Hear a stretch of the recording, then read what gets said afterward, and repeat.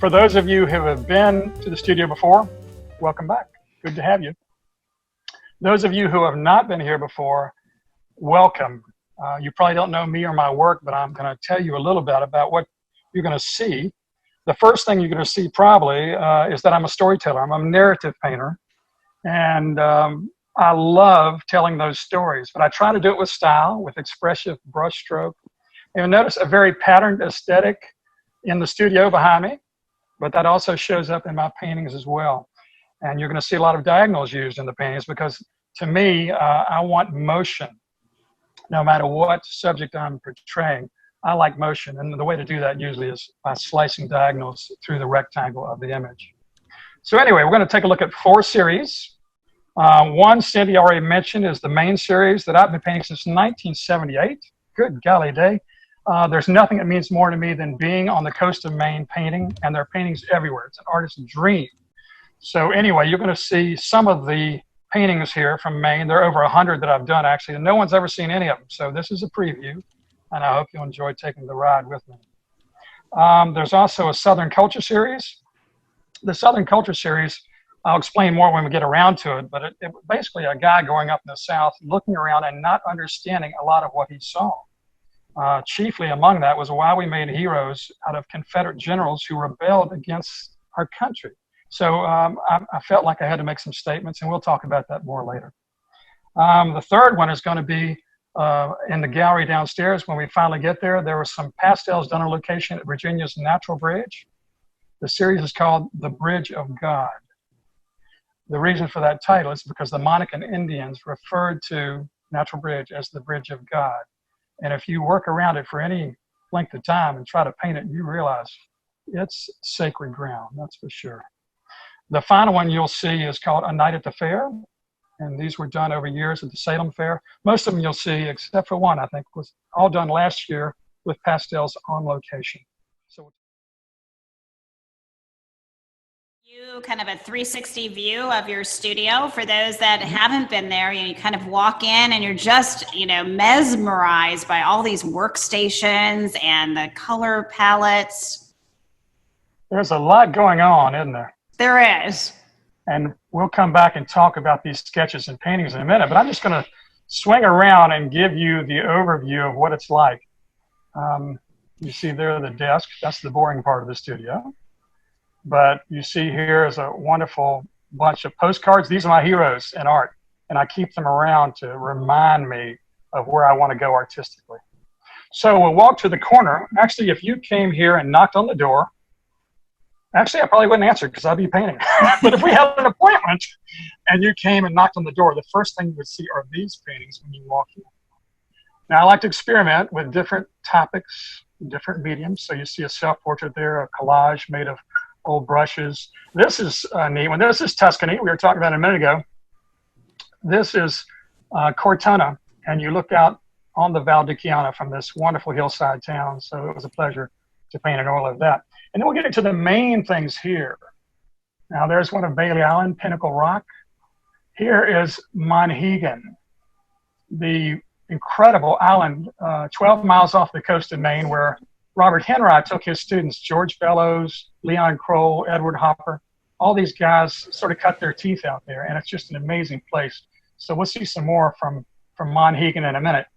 We're going to come over here. This is Bailey Island, pardon the glare. That's the lobster pound at Bailey Island, and I painted a bunch there too, and I really enjoyed it. And then here's a windmill. That's from Kinderdijk, Holland. I was lucky enough to get there last year and did a bunch of sketches, and obviously this was done from the sketch when I got back. That's beautiful. So let's thank you. We'll zip back like a typewriter here, and we'll look at this one, which I think has a wonderful glow to it. This is Acadia up near Bar Harbor, and these are Otter Cliffs at sunset.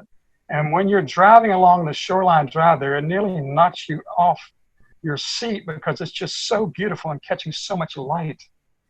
Light is a big thing with artists, obviously. And here you see some moonlight.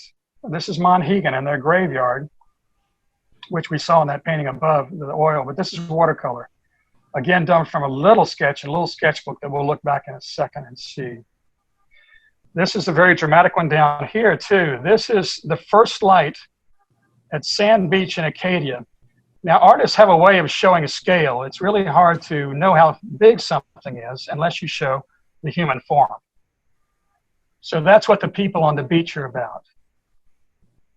And they show you how vast that scene is. This is the first light hitting it.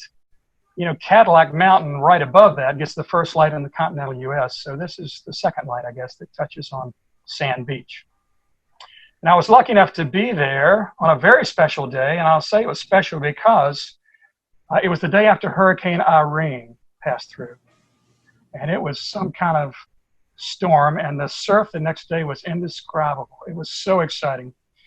The waves would hit, and you would have 30 and 40-foot sprays coming off of that edge of rock.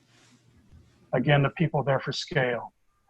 This is an oil of the Texas Tavern. Notice the diagonal cutting through again, trying to give it some movement by an imaginary position in the air, looking down on those guys. And so I want you to know the story behind this one. This was a plein air painting, which means it's just, you know what that means. You're outside doing it on location. And this was done in the Holiday Inn parking lot of the, you're right at 64 and 52, I think it is, comes up from Waynesboro. So I was painting that, trying to catch the patchwork quilt that is our Virginia landscape. And a couple comes up to me and starts talking. And sooner or later, he gets up the courage to ask me how much this would sell for. He looked me in the eye and said, "How much would that go for?" And I said, "Well, probably $350 plus frame." And he looked me again dead in the eye and he said, $3.50? So that to me was a good message. Stay humble. So I keep that around just to remind me. That's a great reminder. It is. It was so funny. I just loved it. So here we're going to switch around. Everything's in workstations here, and every station has its own medium. So here is charcoal, ink, all the black and white mediums that help you figure out compositions. And we'll see on a pad here, there's some compositions being worked out here using some of the bridges of Roanoke, whether it be Wasina Bridge, Memorial Bridge. If you get on the bridges or under them, there are very interesting shapes. So that's happening there. Here is a sketch done on location, Bourbon Street, New Orleans. Some of those. Well, and I know you do a lot of, sketches on location. And talk about that. Is that from memory? Is it from, right there? Do you go, back and continue that? Good question, Cindy. It's usually done right there on location. I take a pad with me into the French Quarter in this instance, go into the nightclubs with charcoal and draw it right there. I also do the same. This was Happy's Flea Market, the bingo game that used to be there. And look at that woman on the right with the markers set out. She is some kind of serious, and you don't want to get between her and her bingo card. So, well, you capture that. Wow, just like you said, you can capture that movement. You can really capture the character. Yeah, and look at the guy with the arm raised. There's the great movement to me. He just commands attention. But all those people have wonderful personalities, and if you're going to be a storyteller, you're trying to get that personality down of those people. So here we are with a figure thing, charcoal done in a figure drawing class, which was interesting to do. But I was trying to stack those figures into a pyramid so they would have more structure and be sort of cool artistically. Here is my friend Johnny Robinson getting ready to paraglide out at Eagle Rock. Wow. And that was fascinating to be out there and watch him taking off and sailing up into the air. Watching all those folks, really. It was a joy to be out there sketching. Down at the Outer Banks, these are the people on the pier. I did a series for a while called Pier Group, a pun, but it expressed very well what was going on. This guy was fascinating. I would sketch him while he was awake, and then he would doze off. He'd put his cell phone down and go to sleep right there in the same pose, and I'd sketch him again. And it was just fun to be there with these wonderful characters while we were doing it. This is the baseball game at Salem Field. Obviously, it's an imaginary perspective, but that's what artistic license lets you do. You can turn that diamond up so it becomes a vertical shape and imagine what it would look like from 50 feet in the air. Great fun. Yeah. So enough of that workstation. We're going to switch around here. And this is the monotype station. It's always important to me to have some medium that I'm not totally comfortable with, that I'm learning. I think it's important to have a learning edge as an artist, something that throws you a curveball that you have to scramble. And I'm trying to do this, learn monotype. I've done some before, but I can get a lot better at it. And these are the compositional sketches that will help me. And by doing self-portraits, that's pretty easy to do. So I can concentrate on the technique instead of the image. And that's important when you're trying to learn a new medium. This is the other monotype that's come out already. Pretty serious looking guy there, huh? So as we come across here, this is the pastel station. Look at those luscious pastels. Oh, it just makes you want to dive in. Oh, it does me too, Cindy. Every time I see these guys, I went, man, this is just luscious. And some of them, they have consistency like butter. There's some Senneliers that were made in Paris, and they're so wonderful the way they spread across the page. Well, I like that you've got the color wheel right there too. So are you taking, is that one of your methods of like a tool that you're using as you're creating back and forth? It certainly is. I want to make sure that the color harmonies in there are what I intended and nothing haphazard, because I think off notes will show, and you want to make sure that everything you do is very in sync, very harmonized. So that's what's going on there. And for those of you out there who have not done pastel before, it's an additive medium. And what you do basically is just take the chalk and you add it in there, and you're drawing, but you're drawing in color. And a lot of times it's a crosshatch. You come one way and then another one that just fell out. So that's all for that one. So we'll go to a more serious painting. Now, I paint everything I feel as well as everything I observe and think.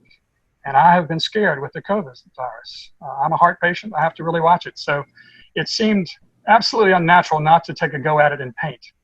So when Italy got hit so hard, I thought, I'm going to make what the Italians would usually make a saint painting, a saint of this, saint of that. But this is Our Lady of Corona. Now look at that face. Oh, yeah. That is gripping. Wow. And behind her on the monitor, you see some heartbeats that are erratic and some that are flatlined. You also see Jesus knocking at the door there for hope. Some people will grab onto Christianity. You notice the Grim Reaper, though, in the painting behind that. So that's all going on. But our one hope really is medicine, and that's the caduceus that she's holding. And then there's the mounting death toll. So anyway, a pretty heavy piece, but I think it's important that artists be honest with their feelings. How could you avoid painting such a crisis?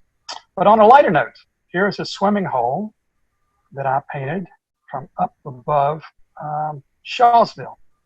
You get above Altamont, Camp Altamont, and there's a wonderful turn in the road there that has all these great people swimming.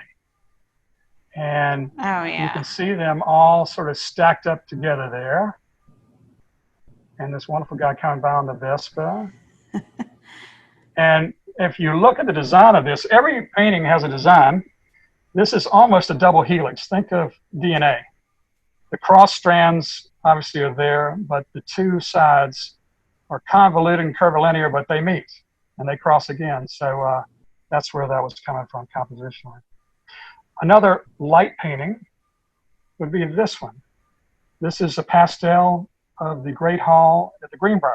I've only been there once. It was right before the virus hit, and I thought it was incredible. Dorothy Draper did the decorating, and it was so bold and so colorful that it took me a couple of days to understand where she was coming from. It just seemed so gaudy. But after that, you started realizing where she was coming from, and she was a genius in her own way. But to portray it, obviously, you had to make it bold. And to me, the poignant part of this is this woman here. She had been back many years, you can tell. She had great memories, and she had a glass of wine, and she was lost in those memories. So there she is with her glass of wine and her dyed hair, wishing she were younger, as we all do from time to time.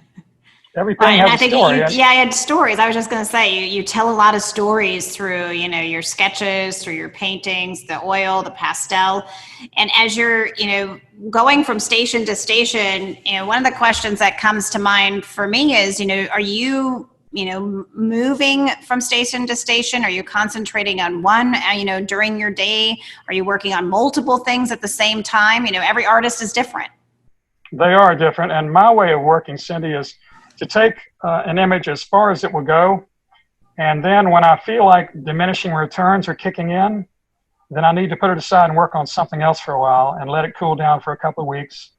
And then come back as a very different kind of editor who's ruthless. And then you know what to change. You're not attached to it. But in the emotional outburst of the moment, you are so enamored with what you have produced, you don't realize its weaknesses. I think setting it aside for 3 weeks to a month and coming back really is the key to objective work. And that makes them all much, much better. This is, by the way, this is Castle Rock on the New River. Oh, yeah. And some bathers there. Look at the difference, though. We were talking about the different moods that you hope to achieve in these things. Right. Obviously, this is a different language. Yes. But that's the thing an artist is responsible for, I think, is this magical little world that we create every time we get to the easel. Every painting is going to have different rules, and you're going to try to stay within those rules and speak very consistently. Mm-hmm. This one is a watercolor done, again, above Camp Altamont. I was there before an incredible thunderstorm hit, and this one mountain way, way out in the distance was lit up and nothing else. And so I wanted to come back and paint that while it's fresh in my mind. But obviously, that's just a one-trick pony if that's all that's in the painting. So I had to come back and invent this guy with the dog so that you'd have something else to go to. I'd keep your eye moving around that painting. But that's the fun of it. You realize what it needs. You go, oh, yeah, I can do that. And then you have something very lighthearted like this. This is Florence after the rain. Oh, wow. All the umbrellas have come out in the Piazza Vecchio. And that was fun to do. And now we're going to turn away from these and go to the big wall. And you might ask what that sailfish is doing over there. I have no idea. It just seemed like a good thing to put up there. The great thing about studios, you can do whatever you want, right? Well, even homes, right? I mean, I know as we wander through your home, you've got quite some character to it. So yes, thank you. I look forward to sharing that with you in a second too. You got it. I'm going to take you to the sketch that was the genesis of this painting first. This is my friend, the Reverend Bill Lee at High Street Baptist during a revival. And I couldn't draw right there in the pew. So I rushed out to the parking lot. I always have a pad in the car and just poured it out from memory while it was still fresh. So that takes development later. So I did 3 pastels of it to figure out where I was going in a very realistic storytelling manner. But this painting is interesting because this is going to be a painting that has some mystery about it. I'm not going to define the figures, but so well. It's going to leave more to the imagination. And it starts out with a very splashy start. The canvas looks like that canvas over there when it starts. And then you come back on top of it with your drawing. But it's a real balancing act of hide and seek. And you don't want to tell people too much if you're going to leave something to the imagination. Well, that even looks layered, Eric, as you're looking at it. Yeah. It is, and there's a lot of thick paint underneath it, Cindy. Mm-hmm. If we get close to it, you can see the strokes. It's, I actually have brushes and brooms and things. I do this out in the driveway when I'm putting the really thick paint on, so I don't ruin the studio. But I've set up an easel in the driveway and a workstation that I can just absolutely get messy with, and that's where those things start. Wonderful. So as we move over to the desk here, I'll mention that I'm dyslexic, so I have to be super organized to compensate for that.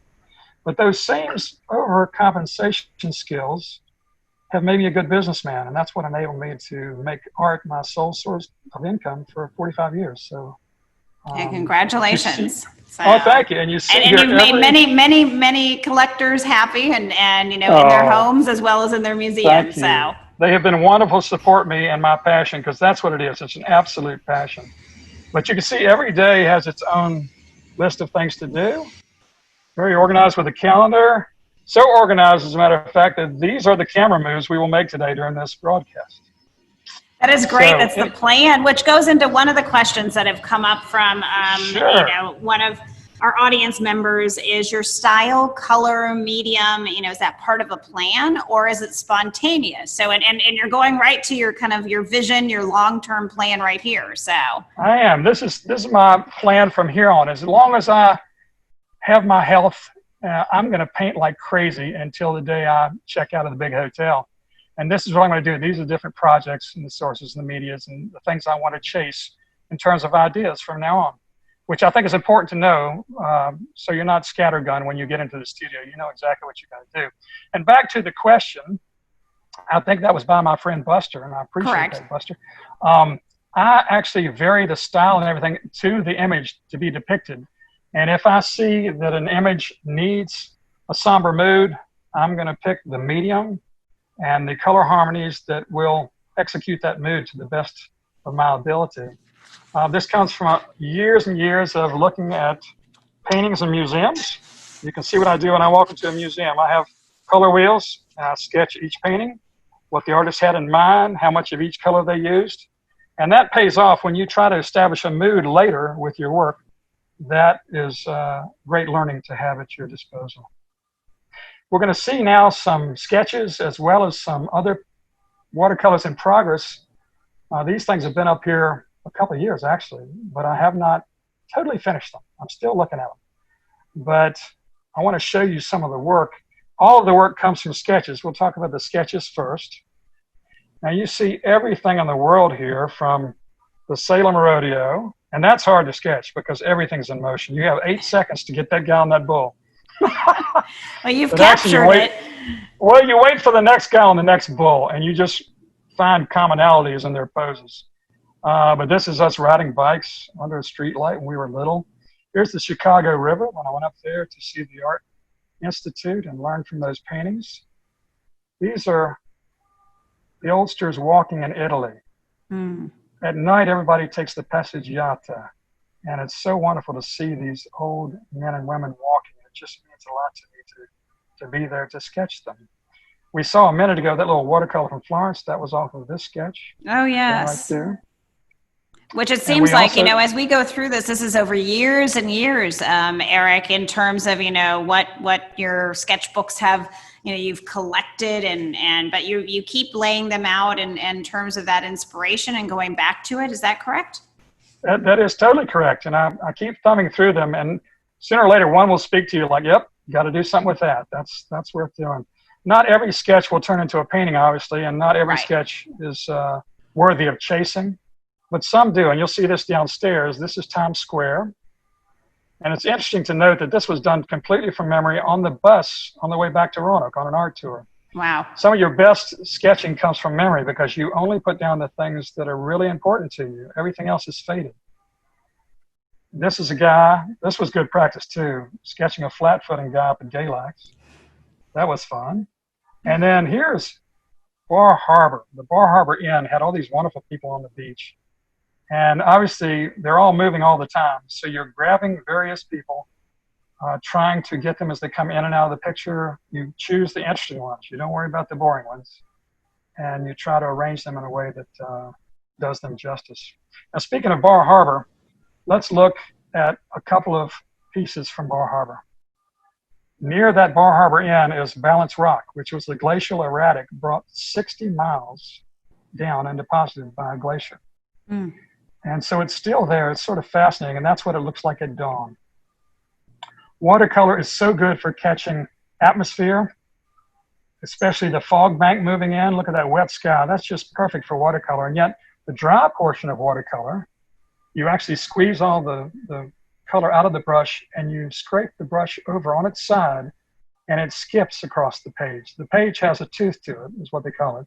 A lot of bumps, basically. Wow. And I can visualize that skipping, you know, and that movement and the texture that you can see. Right, and the good part is the when you do that dry brush thing with that textured paper, the color stays on the ridges and nothing happens in the valleys, and that's why you have that wonderful sparkle going on. This is a neat one too. This is Sand Beach again, out in the distance, a breaker there on Great Head, and a very moody gray day though, and I thought this captured it very, very well. Fog though, we were talking about fog and how hard it is to paint. There's a very successful one of a person and their dog walking along the shore walk in Bar Harbor. And isn't watercolor just perfect to get this atmospheric effect? Oh yeah. I mean, I can't imagine painting it in anything else that would do so well. And that's an answer to Buster's question again. Buster, when I was going to paint fog, I just knew it had to be watercolor. That was the way to approach it. Now, in watercolor, you usually have no white paint. This is the white of the paper behind that rock at Bailey Island. This is painted on location. And so you think about it, you have to think in reverse for a second. You have to paint everything but the wave.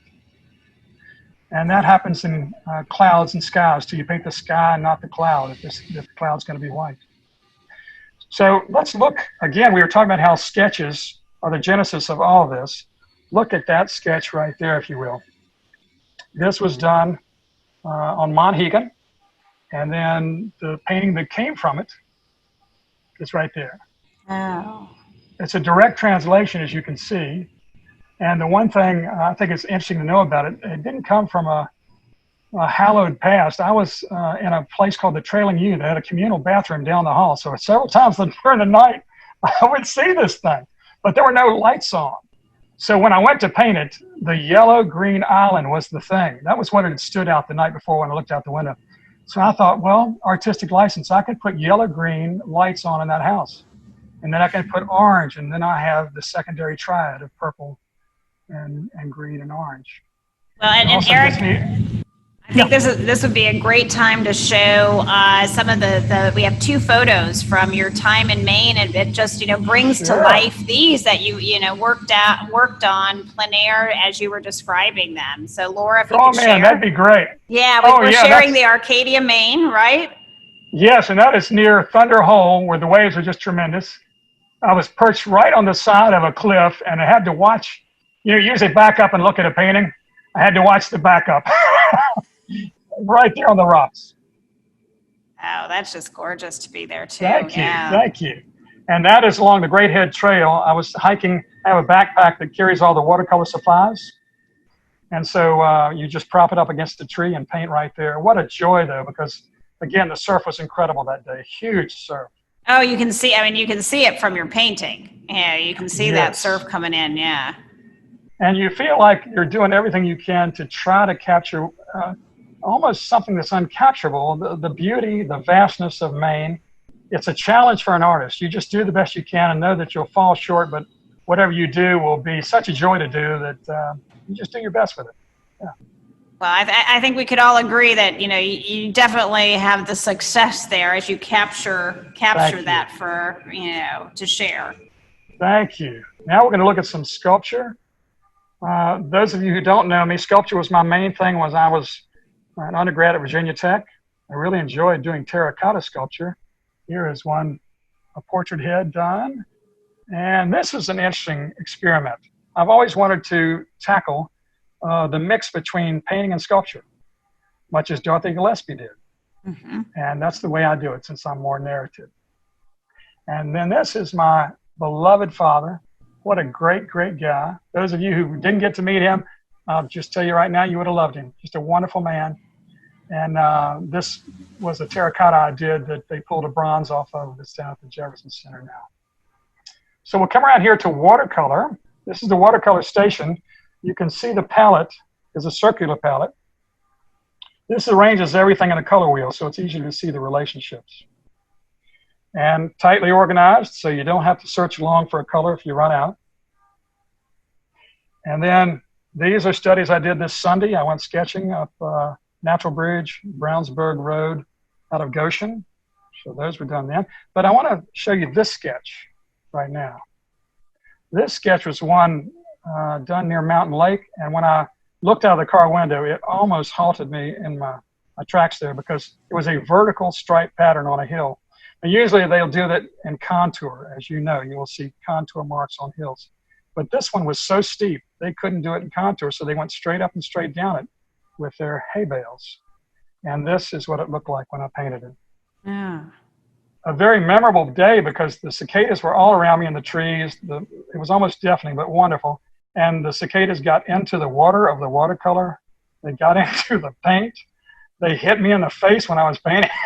So it was great fun, but that's part of working outside, That's true. It's a very Tuscan garden. And as we make our way around it, my brothers and my father and I and our friends all had a hand in the creation of this garden. And we were out here with shovels just digging that hole for the central fountain, I remember. But it's a nice, peaceful spot. And I want to take you through it for a second so you can see the little art guy in the back of it. Now, it was made to be a Tuscan garden. And those usually work with these axes that run through the garden. So you look past and you're seeing an axis that leads to another sculpture. statue. Yeah, so But another part of it. The whole thing is this one. And here's the art boy. And that was fun to paint him up like that. And then we'll turn around and show you as we slide back. There's some other features that are sort of fun. And it's such a peaceful spot, though. I feel so lucky to have it. Oh, I can imagine it. Yeah. Do you paint out? Do you sit here to paint then as well, or or is it mostly in the studio, or is it a place for contemplation? I think it's contemplation at this point. As I get older, if my radius is limited, when I get really old, I'll do my garden series. You'll do what's at hand always, but I'm obviously not going to stop painting. Right. So as we make our way back in here, this is the thinking chair. When you're looking at the painting and trying to decide the next move, that's where you think you do it. And there's also a mirror behind every workstation. And that's so you can see things in reverse, which shows you compositional problems as well as color problems. It's a fresh look. When you've been looking at it for weeks and you don't see it freshly, you look in the mirror, that gives you the look. And up there, well, I just had an extra pair of shoes and it seemed like a good place. So it seems like that's that movement again, Eric. So they're moving. Yeah, and here's non-potable water. So there you go. That's somebody's throwing that away. I thought, a studio, you can put anything in a studio and it'll work. So we're over to the Southern Culture series. And this is basically a series that lets me do some social commentary. Mm-hmm. I have always thought that we put way too much emphasis on sports. It has become sort of a religion. It is, to me, entertainment and nothing more. So I took that on in this painting, and I had great fun sort of making fun of Bear Bryant and the way he's been made into a god. We have him there with a halo. This is called the Scarlet Letter, by the way, and you see Alabama's Scarlet Letter right there on the cross that would be carried in the Episcopal Church. And you see him as part of, there's Mount Rushmore, and he's a face among those guys. And there's the Heisman Trophy and the little frieze in his Tempietto. And to really take him down a notch, though, do you remember A Christmas Story, the movie? Yes. Little Ralphie had to put on a bunny suit that he found to be the most humiliating thing ever. So that sort of does it. So it was great fun to be able to do that and sort of poke fun at us. A more serious painting is this one. This is called Southern Strata, the way it was. My mom and I had a conversation one time about her mother and what her mother was able to do in the early South. And her mother was only able to do handwork, like needlepoint, or attend teas.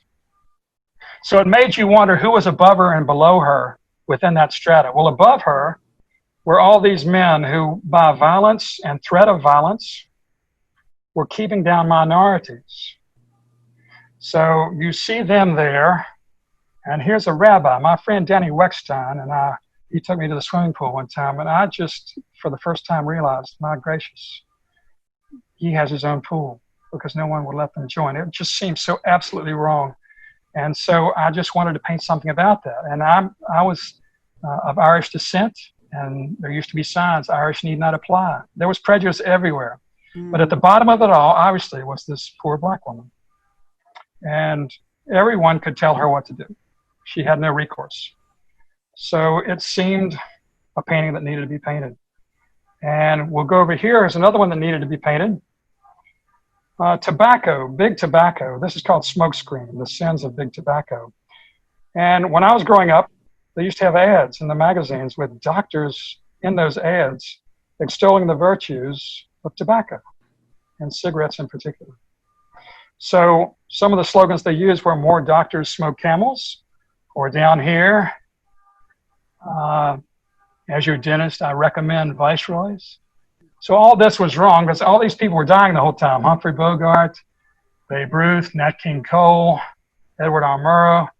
Murrow. The Marlboro Man He died of tobacco use. Sammy Davis Jr., Monet, Yul Brynner, George Harrison, Walt Disney, and my father, which is the reason I had to paint this. As you can see, the whole thing is a big set of lungs. It also makes reference to slavery. They were made under an overseer's whip to harvest that. And up in Elliston, this is the farmhouse in Elliston, Virginia, where the owner of the land had himself buried standing up to frighten those slaves after he was dead. Unbelievable, but true. Wow. My father's bed forms scales of justice, but there is no justice because money is outweighing human suffering. And these are the smokers beneath Carillon's Bridge on Jefferson Street. And that is the grave of R.J. Reynolds III, who himself died of tobacco use. So, pretty heavy stuff, but I think somebody's got to say it, and I just enjoy painting meaningful paintings. Now to lighter fare again. We'll get over here to see a different kind of landscape. This is the sketch of landscapes down near Big Island and Bedford. And here is a new way of looking at landscape. This sort of is akin to the benediction painting.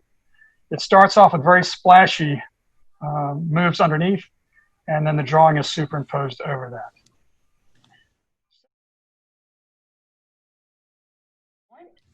Wonderful. So from your studio leads into your home, correct? It so does. And it's on the back part, and this is always a treat. Well, thank you. This is the original One Butt Kitchen. In fact, this sign says it all. I can't cook, really. So I heat up a lot of stuff, and that's close enough for me. But I want to show you a couple of paintings in here. This is one, pardon the reflections. This is from Mykonos, down in Mykonos, and that blinding light that is in the Greek Isles. I really enjoy painting that. And I want to show you another one, too, which is this one. This was a mask that I saw on the floats in New Orleans during Mardi Gras in 2008.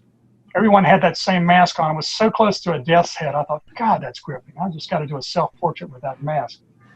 So we'll go into, without further ado, have you ever seen a ceiling like that, Cindy? No, only in your place, Eric. That's right. But I mean, using the records in a new way. I think that inspires many. Yeah, that was great fun to do too. I really enjoyed that. And then all the things in the chandelier are used art objects that I couldn't throw away because they were so cool. So it sort of was a catch-all. Now I want to switch around here and show you two watercolors. This one is the fish market at the Rialto Bridge in Venice. Mm-hmm. One of the best I ever did. And so is this one. A little piazza in the back of the Daniele Museum, again in Venice. And I knew at the time I did these two, this was the height of my watercolor game. This was 1993. And both of these had no compositional sketch and no sketch on the paper. I just started painting. That just doesn't happen. I knew, well, I'm in the zone, and I'll probably never be in that zone again, so I'll keep these two as a remembrance. Wow. So as we switch around here, you'll see an interesting object on the table. My Uncle Bud was in the Far East with the Red Cross, and he somehow obtained this funerary object, which is a Tang Dynasty horse. I think it's beautiful. I love it. But I had to add something here. It's a horse, the tail's up. I make no apologies. So as we make our way into the TV room. Oh, this is one of my favorite stops, Eric. So. Oh, isn't that fun? Yeah. Thank you, Cindy. And I love hearing the story behind it. Yeah, this thing was a villa that I made out of objects that were in my father's shop. When the judge, as we called him lovingly, passed away, all these wonderful objects were in his shop. And so I added to those and molded them into different things and added clay. This is plasticine. This is Victor Emmanuel, who's in every Italian piazza. And all these things, though, were in his, pardon my shadow, all these things were in his shop when he passed. Here is Antonio Garibaldi, the other guy in all the Italian piazzas, and you notice the pigeon on his head and what he's done. I just had to be part of it too. But anyway, great fun to do. And even in here, some friend brought over some dollhouse furniture. So it has bathrooms back there and all that stuff. Here's the original screensaver. This is my TV, but it's just too boring to take that black square all the time. So I had to paint something over that too. And then we'll move over here around the room and we'll see a couple of special paintings from Maine again. Right. This was the lighthouse keeper's house in Port Clyde. This is painted on location. This is oil on paper. This is gouache on paper, which gouache is an opaque watercolor. Great fun to do. This is Monhegan Cliffs and some of that surf down there. I love that painting. So from here, we'll come around and we'll see the best figure painting I ever did, which was done at the Virginia Center for the Creative Arts. That's where the whole Southern Culture series started, 2 residencies down there. And this was the Reverend, his name's escaping me. I love that guy though. And he was wonderful at Coolwell Baptist Church, the Reverend Charles Fry, that's it. And he was nice enough to let me come in and sketch. And it was such a joy to be there during a revival. Very moving. So this is Pawleys Island, one of the breakwaters there. They keep from eroding the beach by those wonderful things. And this is when I was in a figure painting group with Bill White out at Hollins. Every Wednesday for years, we would go out there and paint the human figure. And there's nothing harder than painting the figure. It was like hard work. It wasn't enjoyable, but we all got good at it. I don't think Bill needed to get good at it. He was already great at it. And then this is Bailey Island, Pinnacle Rock. And look at the texture here. Yeah. These canvases were texturized before they left Roanoke. So you would arrive there and see the waves and see the rock and think, well, what canvas with what texture would agree with that? And that's the canvas that worked. So we'll get into the other room here, and I'll show you something that people get a kick out of usually. First of all, there's another Southern Culture painting about my life review when I die. I really enjoy that. And that's our family back in the 50s down at Charlotte Point, North Carolina. Great place. But up here on the ceiling, down here, normal. Yeah, the room's pretty normal. Nice watercolor of a Collington on the Outer Banks, a little cemetery there. One of the better paintings I ever did on the Maine coast. And then up here, what in the world? That is a picnic, complete with insects. And there was a reason that this came to be. And that reason, if you look there, there's a water stain. The tub upstairs overflowed. So I was left with this gross stain. It was sort of the shape of the state of Idaho, but it was sort of brown, green, and fuzzy. Not what you want hanging over you. So I had all these things. I got the idea, let's just cover it up. So that's what I did.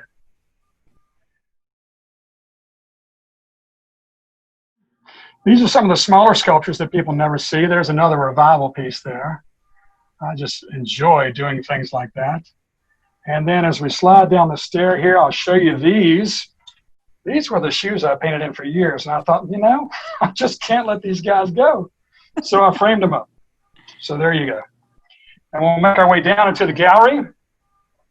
And as we head out into the gallery here, I'm going to circle around and just give you a feeling of it in 360 first. And you can see that it's showing. And we'll make our way back here to a painting of the Salem Fair.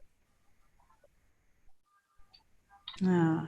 Now this is, the thing is called A Night at the Fair again. And this was a wonderful one, trying to catch the gritty side of the Salem Fair. Some of that crowd is just wonderfully rough.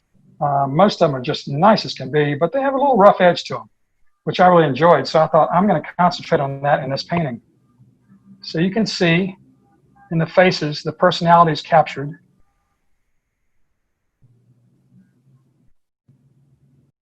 Isn't that a haunting face, though? Yeah.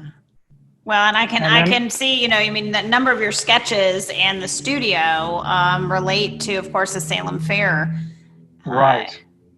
And this came directly off those sketches, and obviously being there was a big part of that. And we talk about composition from time to time as artists, and if you look at this, you can't approach this in a haphazard manner. It has to have a substructure in it. So look at that, if you will, and try to see the pyramid in it. The pyramid starts with that guy's arm, and you arrange these things, the 7, the light on his back, you go up to the police officers, the light shifts to the other side of the police officer to start the other side of the pyramid. The lady, and then out the other corner.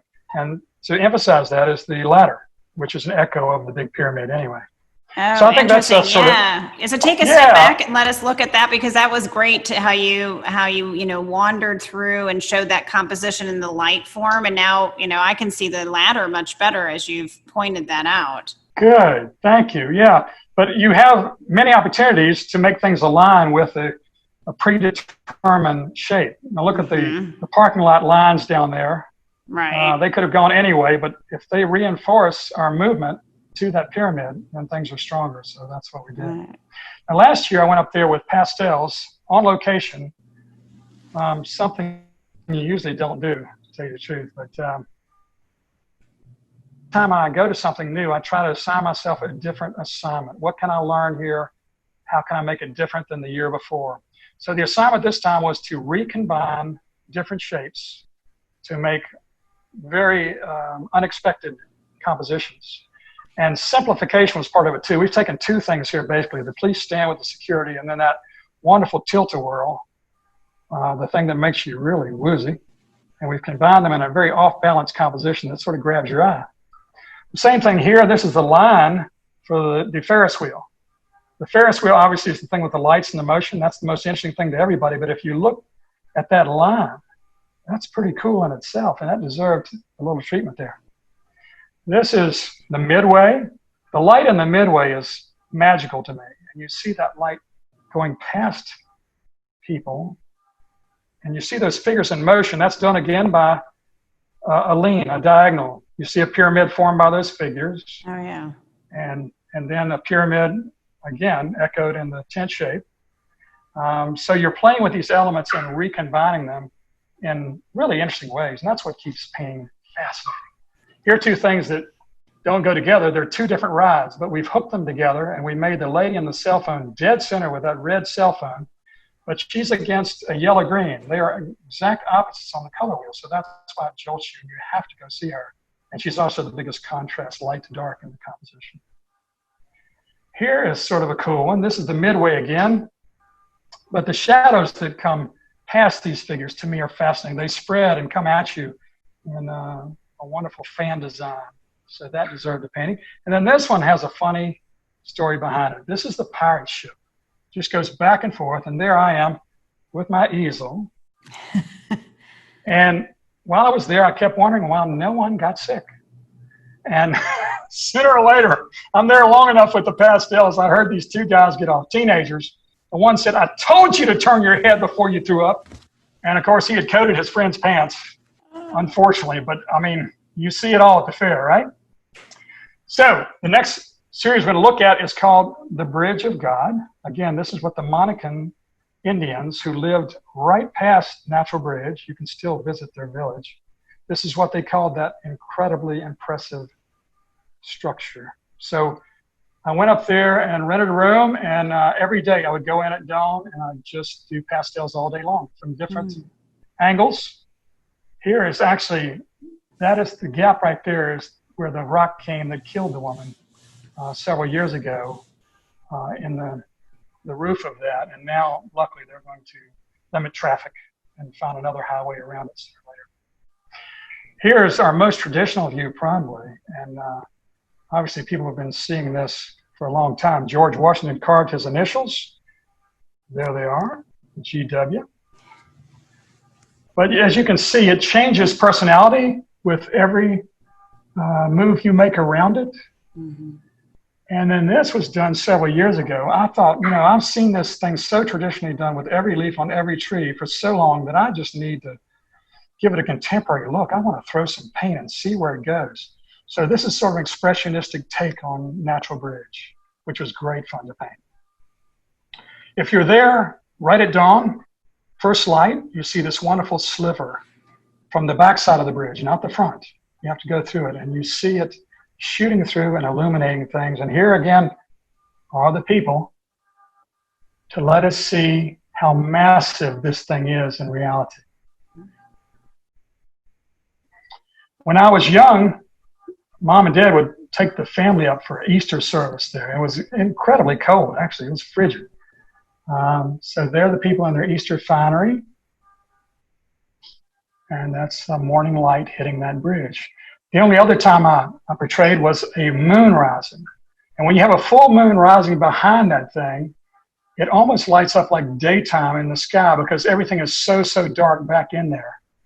But anyway, that's the part of that as well.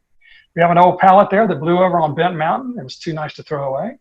We have the New York Times Square thing that we saw the sketch of upstairs. Right. Remember how simple that sketch was?